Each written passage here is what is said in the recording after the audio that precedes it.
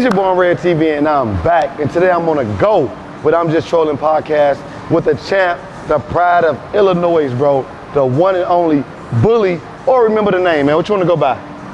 Bully, I gotta switch it up. Okay. My brother. What's up? How you doing today? Good, chilling. Man, we got to come here. We in LA right now.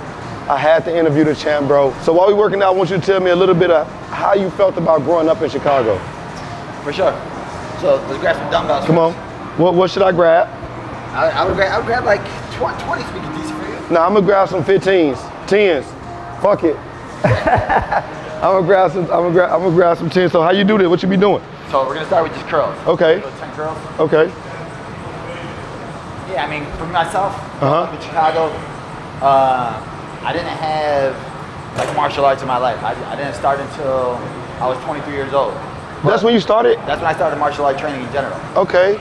So starting at 23, but you're from Chicago, so yes. I used to play basketball all the time. I'm a trash talker, so we would get in street fights all the time. And like I was from the South Side. Okay. So like I'm going playing basketball, you know. They see a little Arab boy coming in here, then I'm good. Yes. Then I'm talking trash, and it's like we're fighting. Yes. No, that's a fact, which is crazy. So we're fighting all the time, but it was never like something I learned. It was just like natural. All right, we throwing hands. I knew how to throw hands. Okay. Then, the high school I went to was Bowling High School. Okay. It was like in not the best neighborhood in Chicago, but that's where I met Lewis Taylor. Okay. That's my high school wrestling coach. Okay. I started. All right. And then so I wrestled 2 years over there. The second year he was gone, and he just like vanished. Like he left me behind. I thought it was like a kid that lost his father. But that's I'm used to that in Chicago. I don't think none of us got fathers. Yeah, I'm like, bro, where the hell did he go?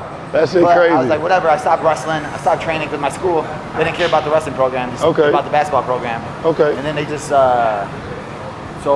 they gave us like a security guard to be the coach. So I was like, bro, I'm not wrestling with no security guard. Yeah, But like fuck out of here. coach. Yes. Yeah. So after that, I was like, fuck it, I left. And then I was just doing like, I went to school. I was going to college to be like a lawyer. And then I randomly just saw Lou in the newspaper fighting for Strike Force. Okay, so you didn't wrestle for college or for high school? No, I was in college. Shit. Yeah. So like when I went to college, I was just like doing intramurals, lifting weights. Okay. Just doing my own little thing, but nothing crazy. What's that called? What you doing now? We're just doing squats now. Okay, that's squat. Bounce that ass. Pause. It is a pause.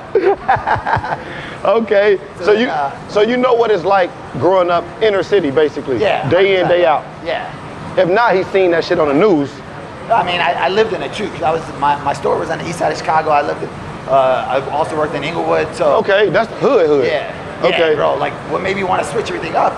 Because that was like always the natural thing, right? We'll do lunges. Okay. That was always a natural thing. Going from high school, then you work in a cell phone store.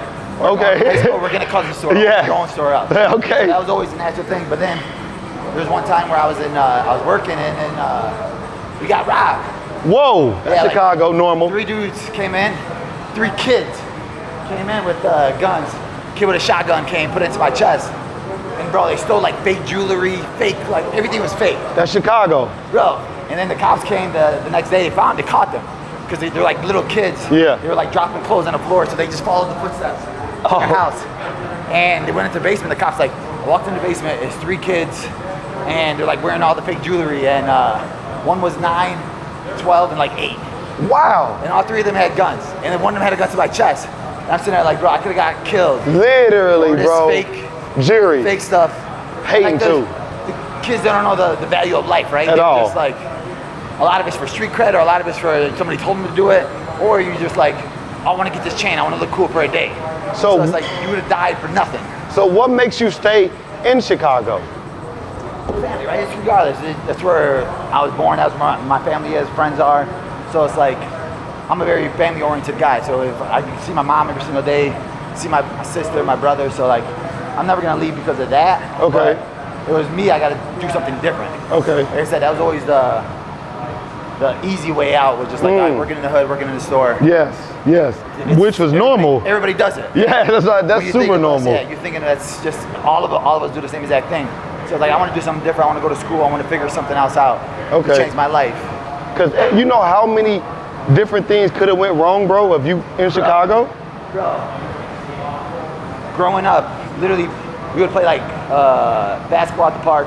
I had probably like guns pulled out on me like probably like 6 or 7 times. Normal. And it's just like stupid stuff. For no reason. Literally no reason. That's a sport in Chicago. Like they don't know what to do. We got in a fight once, and the next day the kid like brought like a butcher knife to school and tried to kill my other boy. And I'm just like, yeah, like that's the high school area. That's how it go in Chicago. Yeah. So going through all of that and then getting into the UFC, what was your very first sport before the UFC? Was you signed to any other organization? I was with, we had like an Indiana organization. Okay. Whenever you're fighting, you want to find a local organization that has good cards, because if you have a local spot, if you sell tickets, they're going to give you a fight every 2-3 months. Okay. And I would always sell tickets. Okay. So I was with them for 6 fights. Okay. And then you want to level up, right? Yeah. Because they're not on Fight Pass, they're just like on their own YouTube thing. Absolutely. So you want the UFC to see you. Yes. And then finally I signed with Titan FC, who's in Miami. Okay, yes, yes. Yeah, and they're a real organization. Yes. But with them, I fought for them once. I won, and then like it was like a year of nothing. But like you're considered to a contract with them. Oh, so you're wow. waiting for them to get you a fight, and you're like, bro, come give me something. Yeah, I'm like, they're like, oh, we're trying to find somebody, blah, blah, blah. And I'm like going on Twitter, just calling out random guys. And at this time, you what, how old? Probably like 26, 27, yeah. That's crazy, so basically still broke. Yeah, bro, you're not making nothing. You're telling your family that, oh yeah, I'm making pretty good money, but you're making like $500 a fight. You're not making any money doing anything. You gotta do it for what? So you did it for the love? You do it for the love, yeah. For me, it was like, I want to fight the best guys right now, because if I lose to these guys before the UFC, then I'm not meant to be in the UFC. Facts. So I was trying to find the best guys to fight, find the best guys, and like, if we're gonna hit it, we're gonna hit it right now. Pause. Yeah, I got you. But that was the thing. Like Lou was my mentor, yes. so like he's been through it, right? He was already with Strikeforce, a big organization, so he was telling me like, bro, you're fighting these good guys for peanuts. Like just wait, and I was like, no, I just want to see if I'm good enough. Yeah. Like, I've always wanted to find out if I was good enough. That's the love for it. I love shit like that. Yeah. Love hard taking risks. You see the champ is a fucking risk taker, bro. Yeah. So like even me myself, I fought Chris Curtis. You did? UFC. I fought Chris Curtis. Okay, he heavyweight. He was like 13-3 at the time, and I was probably 6-0. And even for him, he was like, bro, this fight don't make sense for me. I'm just gonna walk through this guy, and I'm just like, who the hell is this guy? But like Lou was just like, you're gonna fight this guy. It was like $600, and he's like, yeah, like, he's like, to UFC almost level. have brain fucking damage. Yeah. He was fighting for $600, bro. Yeah. That is insane to me, bro. So when you first got into the UFC, how did you feel? Like when they signed you and said, we got you? Yeah. You get the call up. It was short notice.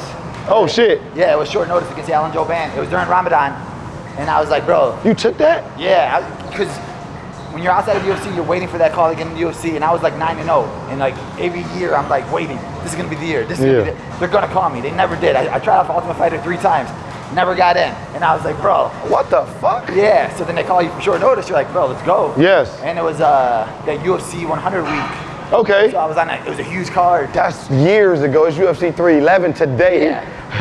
Yeah, so then I was like, let's go. And then we ended up getting fight of the night, but we lost. And that was like my first loss.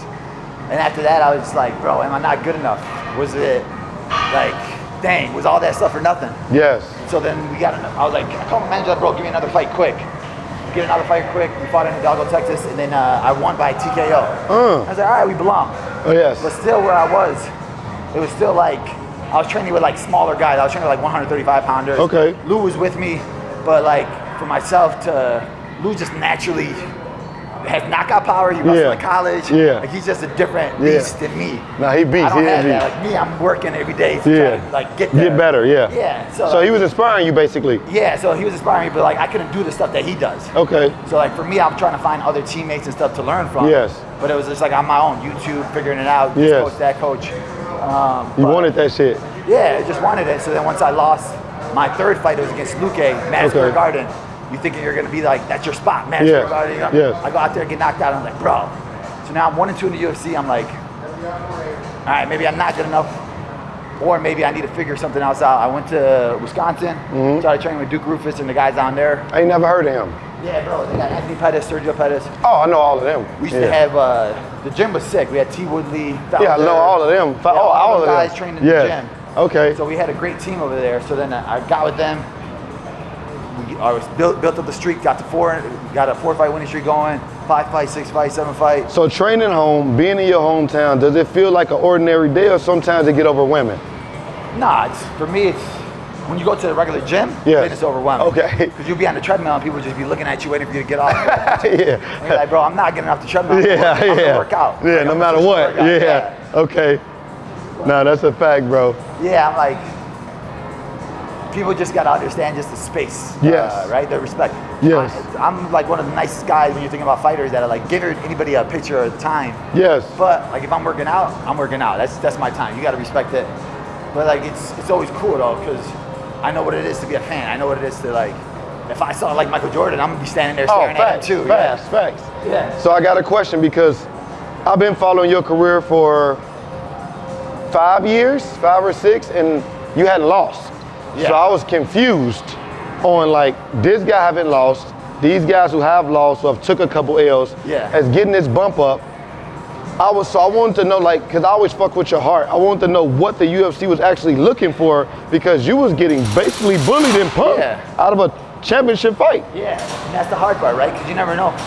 There's guys that get into the UFC and then they can choose who they want to build up right away, right? I didn't know that. This guy got pink hair. If they put the, what you call it behind you? The machine, machine behind you, that's going to be your star. They can make it where they want to star. And I'm sitting there like, bro, what else do you guys want?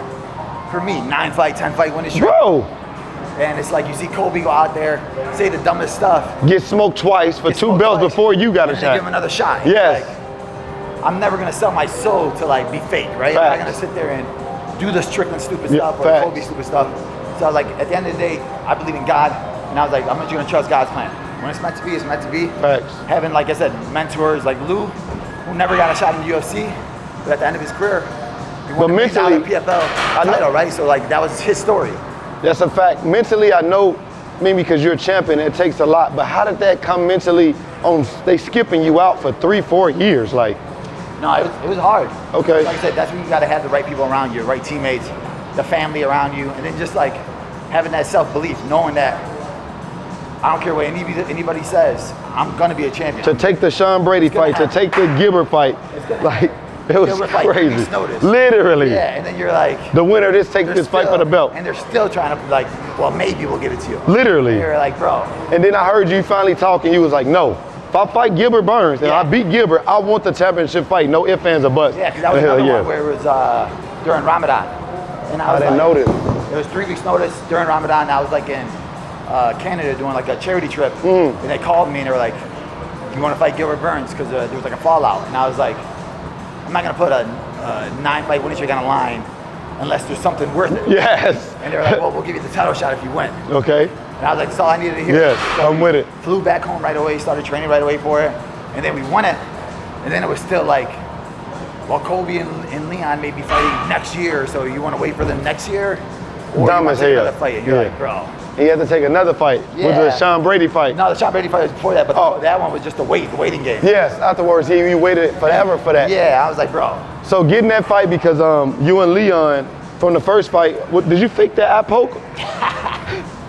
Let me poke you. No, I ain't poking me. I just seen you holding it, and it was a good fight. Like both of y'all was. Yeah, we were just starting out. It was literally, that's what I'm saying. Even that fight was short notice. I took that fight on 2 weeks notice. He's a grinder. He was supposed to fight Hamza, and then. For real? Yeah, Hamza pulled out. He had like COVID. Oh shit, I didn't know that either. Okay. That was his first fight back. He was supposed to fight Hamza. Hamza pulled out with short notice, and then they had nobody to fight him. And then I just beat Diego Lima, and they called me like, "Yo, would you want to fight Leon?" Yeah. In 2 weeks, and I'm like, he was like number 3 in the world, and I'm like, I get to skip the line for sure. Yeah, no, facts. And then y'all did that. It had a dope. I felt like it was because I was already following him. I follow Leon, so I knew if you got Leon down, it was curtains because I'm gonna get up because I already know how his ground game is. Standing up, I didn't really know how your stand up was, but I started to figure out you a banger.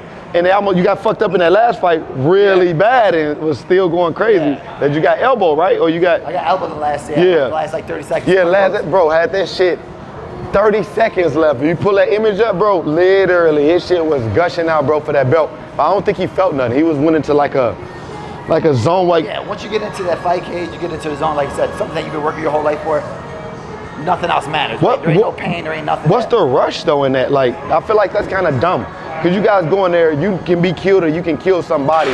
Like if I'm saying, hey Belal, I'm finna bust your ass in basketball, I know I'm good. Yeah. It's a difference when you said, we going to spar and I'm beating your ass today. Like, it's right? There's a difference, but okay. there's like I know if I'm sparring with a teammate, it's like basketball. We're not trying to kill each other. Okay. But if I'm fighting, it's different because you flip a switch. Okay. Like on fight day, there's always going to be that switch where it's like kill or be killed. Yeah. This guy's he's trying to. I don't even know how you can I can't take my mind there. It's just imagine somebody trying to come to your house and take half of your money, right? That's half my check that this Yeah, guy's I'm on trying to their take. ass. Yeah, I'm on dummy. And if anything's possible, I'm not going to do anything I can do to hold on to that. That's a fact. He's not going to take that from me, take that from my family. So you just got to have that mindset. But it's also too for myself. What separates me is I'm still like I think of it as like football too. Okay. Where you got to have a strategy. Yes. Yeah. It's not going in there. All right, let's see who lands the first punch. Okay. Gets a knockout. Hopefully, see what happens. But That's a fact. Me, I'm looking at what's his weakness. I'm gonna take him where his weakness point is, and I'm gonna take him there and drown him there. That's a fact. A lot of fighters can't do that because they can only fight one way. This guy Maya could only grapple you. Pereira could only strike with you. Yes. But like if Roundtree had a wrestling, bam, you can pop out, take him down. Yes. But it just switches everything up and you add strategy into the game. That's a fact. Yeah. So what changed? Because I already knew you was out and about and always on the go. Because I always see you at all the UFC events. Yeah. But once you became champ, like how's everything now? How's life now? Everybody thinks they're your cousin, your family. But like I said, I switched my number up right away. He changed his number. You get so many people just randomly calling you, then they pass out your number just to FaceTime you and say, hey, look, I do know Belal. Look at this. Yeah, that's crazy. But the privacy is the hard part right now. Okay. It's like, regardless, that's still my time and my family. So that's my personal number. You're handing it out to other people. It's just grimy. But like for me to be able to win, especially for my people, to have them cheer, to have them have a world champion now, that means more to me than anything else. Yes. For myself, it don't really. Obviously, you're gonna get the extra money, the extra thing, the extra this. But That's a fact. But to have a title, when everybody said that you wouldn't do it, that meant more to me than proving everybody wrong. Did your legs go weak after he put the belt around you? Pause. Like did you? Nah, it didn't really hit until like. For real? Okay. Yeah, it didn't hit because right away after that, I went to Abu Dhabi. So Okay. I went to Abu Dhabi to celebrate with the people over there. So it didn't hit me till like 3 weeks later that we did it. Oh, Where shit. You're sitting down, you're in your own bed, you're thinking to yourself. Yeah. And you're like, we got it. Yeah, I'm the champ, bro. I'm the fucking champ, bro. No, that's You always fire. look at your Facebook memories, right? That's the only thing I keep Facebook for now. Is where you're like 5 years ago, 10 years ago. Today I just had one where it was like 4 years ago, and I was like trying to call out Kobe Covington. None of these guys were giving me a shot. None of these guys were looking at me, talking to me. But now I'm the title champ, right? And now they all have to talk to me. They all have to call me out. Yes. So I got to talk to you because right now we at UFC 311, but you supposed to be the headliner at the last one. Yeah, the last one of the year. So how you feeling? Good. As I said, for me it was 6 weeks off. Okay. So now I just got cleared 2 weeks ago. Okay. So now it's just trying to get right back into shape. So anytime, I'm gonna work out every single day. Get to the point where I have to work out. Yeah, hungry. Never skipping a workout. Because hungry. Having 6 weeks of doing nothing, sitting on the couch, it like makes you appreciate and love the sport even more. So being around it though, is that what keeps you like on to, like when you injured and you can go to events, is that shit like a rush to you? Like, yeah, I get to see my friends, I get to see like family to me. And then when you're in the arena, it's a different energy, it's a different feeling, right? Yes. Watching it from home is different from watching. And you earn that shit. Even if you don't fight, right? Yes. But I know how it feels to be in the cage. Literally. Yeah, so it's like, it gives you that feel, it gives you that reminiscing, like, dang, I need to get back in there, I need to get back in there. And it makes me just miss it more and appreciate it more. I'm a little big, because you bigger on TV.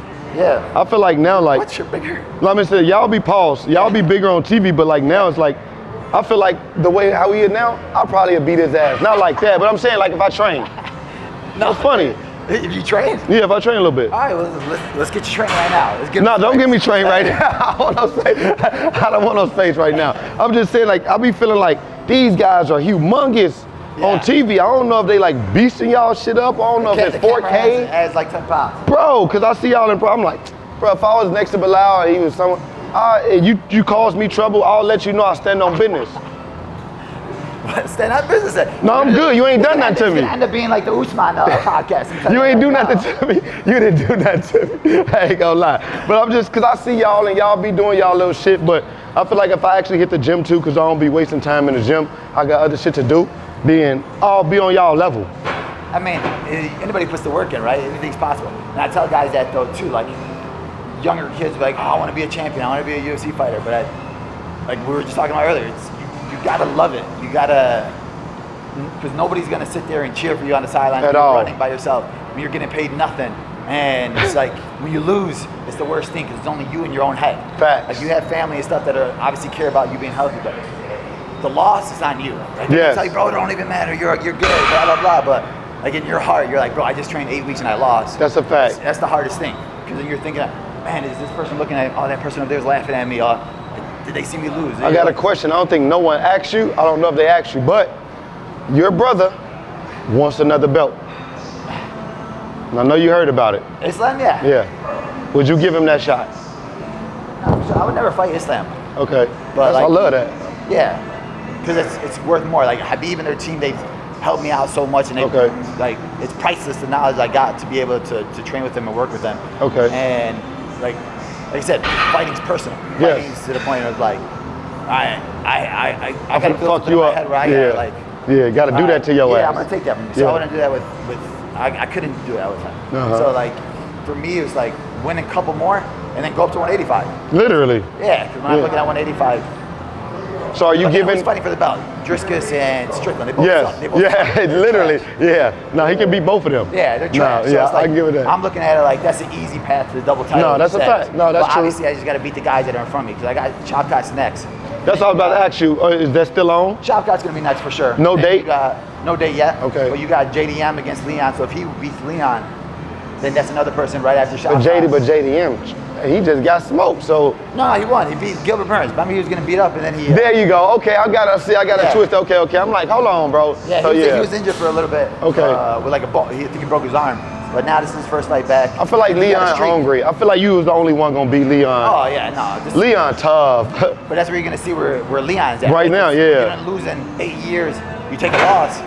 A lot of guys can't come back from that. A lot of guys Okay. can't mentally get back over that or get that hunger that they want to chase. Cause you did, right? Cause he was saying that you was running from him. He was like, after the eye poke, you knew what it was. He was really about to get in thing, it. right? It's like guys like him who are like faking it the whole time. Right? Okay. I could just tell in his eyes that he was faking it. Yeah. Because he was like, they would say you're next, and if I'm the champion, I'm like, all right, that's the next best guy. Let me fight him. Bet, yeah. And he's sitting there. Oh, let me look at Kobe.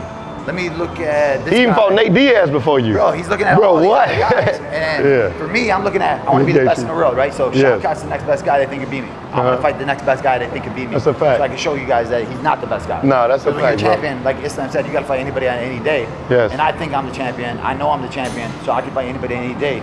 So I'm not going to sit there and pick, oh, you know, Kobe's on a 4-fight losing streak. Yes. You fight Kobe, he sucks. Yeah. Usman, 3-fight losing streak, he sucks. Yeah. Let me fight him next because he has a bigger name. No, that's facts. I want to fight the guy who's undefeated. No, that's a fact.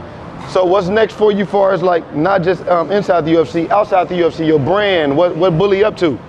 Just trying to build, man. That's the hardest part, right? I see you training the kids. Yeah, we were just at the gym over here, the charity gym, and then training. Bro, that was epic. It's called Guardian Jiu-Jitsu. The LAPD picks up young kids that are in the hood. Okay. To this gym, train them for free, give them food. Oh, you love that shit. Bro, we come from that. That's what you do it for, right? Yeah, And yeah. you're like, you know what it is to not have something to look Facts. forward to. If you're not training, then you're on the streets or you're doing something, and it gives you opportunity to do something stupid. Facts. And like I said, I got robbed by a 9-year-old, a 12-year-old, so it's like if those kids had that opportunity to go train at the gym, you're like, I'd rather do that. Yeah, they'll be more disciplined enough to not even think try about no how many, shit like that. Athletes are out here, young kids that never had somebody like mentor them or push them. That could have been in the NBA, that could have been in the NFL. But they just had guidance. Yeah. There's a lot of people that don't have that guidance. So like, No, that's a the fact. fact that they're guiding people, it's cool. And I was like, if I could be a part of that, bring that to Chicago. Like me and Lou were telling them to like do something like that in Chicago. Yeah, literally. Yeah.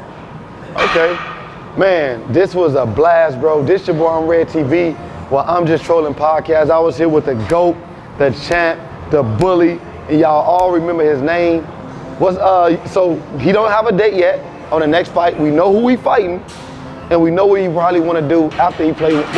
You want to be a double champ, right? 100%. Okay, so after this, you basically want to whoop the bums at 85. I don't know no real good people at 85. Just honestly, they got the belt right now. Like Strickland is okay, he got heart. Nah, but technical, sucks. no. Strickland's trash. Deuce is trash. Yeah, Deuce is trash. Asanya's good. And Asanya is really good. He's back.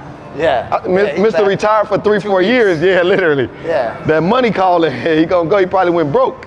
Yeah. But no, that's goated. I appreciate you putting me on the. I mean, you coming on the podcast, bro. I swear to God, big ass fan, bro. Keep grinding, bro. Keep hustling, bro. I'm looking forward to see what you're doing this year, bro. Keep that fucking belt.